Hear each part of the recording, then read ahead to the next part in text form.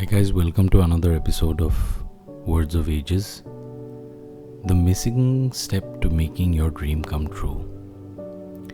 A dream written down with a date becomes a goal. A goal broken down into steps becomes a plan. A plan backed by action makes your dreams come true. We all have dreams. Some of them really big, and if we are serious about achieving these dreams, the next logical step is to set a goal, make a plan, and start taking action. But we are missing out on one very important step in the dream creating journey. This step is the one that has taken me personally almost 2 decades to come to realize. I sort of realized it when I was 10 years old. And my first clue came from my kid's bedtime storybook. Of all places, down in the depths of the ocean lived a sad and lonely whale who spent his days searching and searching for the next shiny object, never feeling complete or fulfilled in his quest for more. Then one day, stumbling upon a beautiful reef, a clever little crab stops him and asks, "You are the whale that always wants more, but what are you really wanting it for?" So, we seem to spend our whole lives setting goals and planning out our dreams, but we rarely stop to ask ourselves what we want these things for. What do we want the new car, job, promotion, or house for? If we stop to think and if we were really honest with ourselves, we would all have a similar answer, because our goals and dreams often boil down to the same underlying human need for significance, to feel good enough, valued, validated, accepted, loved, or worthy. Most of our goals are essentially attached to our need to feel good enough in the eyes of others and ourselves. The missing step of having an unattached goal.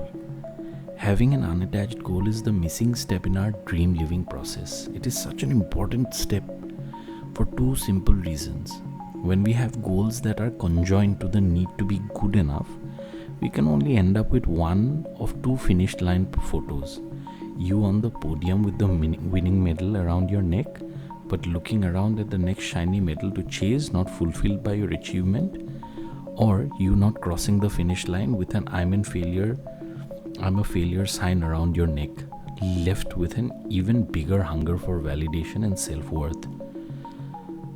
Seize the endless quest for more. Just like in a children's book, a typical pattern is to chase goal after goal, finding that we are never satisfied for long and continually hatching plans for the next shiny object to chase. It makes complete sense when you realize that these goals are forged together with the need for significance, acceptance, or validation. Because if we don't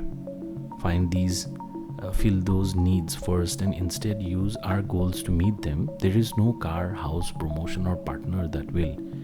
And we will always be looking for the next big thing to meet those needs. Self-sabotage was my modus operandi for many years. Just like an ironsmith beating his flame red metal into shape, I had bent my purpose so that it would fulfill what I lacked in self-worth and what I secretly craved in acceptance and validation. I would only be enough when I achieved my purpose-related goal. And here's the kicker. I only needed to live my purpose in order to be able to fulfill my need for significance. I also had to swim against the undercurrent of feeling like I was capable of actually doing it. And here's the fear of failure was so real, because if I failed at this, I wouldn't get the validation and worth that I needed. So anytime I felt like failure was in sight, I would give up and hatch a new plan to reach my purposeful goal. And in doing so, sabotage my own path to it. My way of seeing the world had become better to keep the dream of a possibility alive than have the reality of failure come true. The question that opened my eyes to my attached goals is that I lived for 20 years under the guise of a pure purpose, a burning flame to help others, and thought that though this was very much part of my drive and work over the years, it was subtly intertwined with the need for recognition and becoming someone, and it had slowly and silently transformed into a shackle for self-worth and significance. About a month or two after reading that bedtime book to my children, I heard a question that split my tug of war rope in half. A question that left my goal on one side and my self-worth safely on the other. It gave me the separation, distance, and freedom I needed to be me and to go after my goals with no emotional agendas, just pure passion and purpose.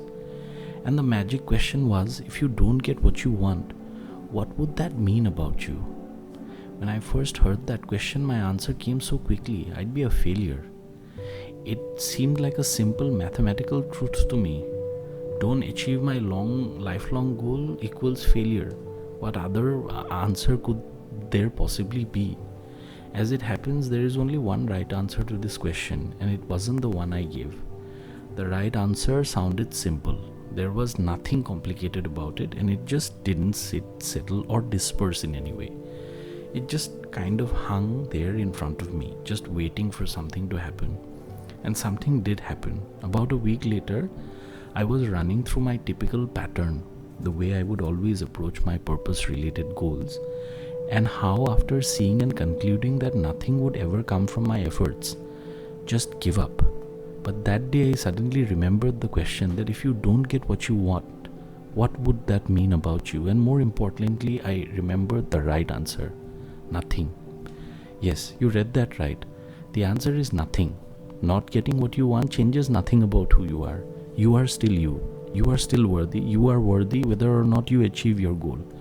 When we tie so much meaning and worth to what we are trying to achieve, it becomes a huge block. And we end up chasing the goal or that dream for all the wrong reasons, so that we don't feel like a failure, so that we feel loved, accepted, and recognized. Your goals do not complete you. You are complete when you achieve them or not, whether you achieve them or not. When you truly feel that not getting what you want means absolutely nothing about you, you know that you have an unattached goal. And when you have an unattached goal, you're free to go after it without those typical self-sabotaging patterns, and to enjoy achieving your goal when you reach it. A dream written down with a date becomes a goal. A goal broken down into steps becomes a plan. A plan backed by action makes your dreams come true. But a dream unattached to your self-worth is the real dream come true. Tell us about your dream in the comment section below. If you like what you just heard, please be sure to like, share, and subscribe the video, and make sure you press the bell icon. It helps us grow as a channel. I hope you have something to take back from what we are doing here, and I hope to see you in the next episode. Please take care of yourself.